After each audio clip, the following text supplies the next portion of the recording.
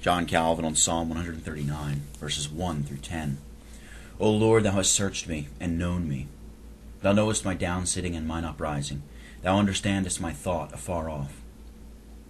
Thou compassest my path and my lying down, and art acquainted with all my ways.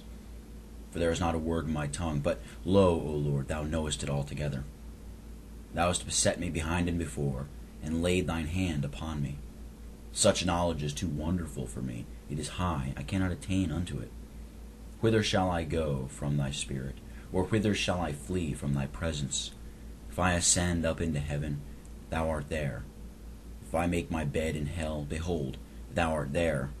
If I take the wings of the morning and dwell in the uttermost parts of the sea, even there shall thy hand lead me, and thy right hand shall hold me. Before a word is on my tongue, you know it completely, O Lord. The words admit a double meaning. They imply that God knows what we are about to say before the words are formed on our tongue, and also that though we speak not a word and try by silence to conceal our secret intentions, we cannot elude his notice.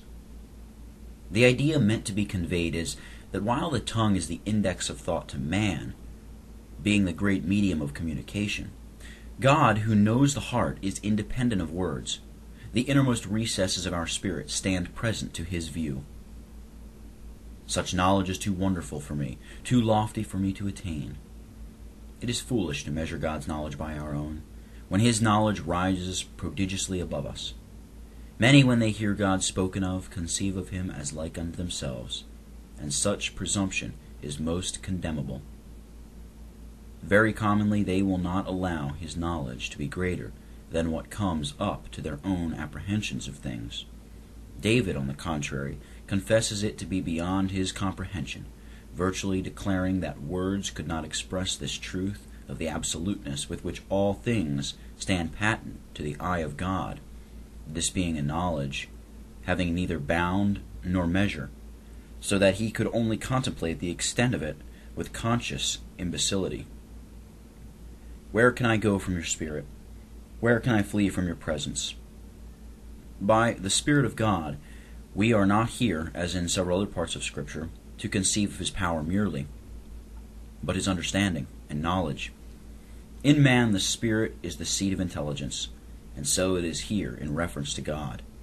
David means, in short, that he could not change from one place to another without God seeing him and following him with his eyes as he moved.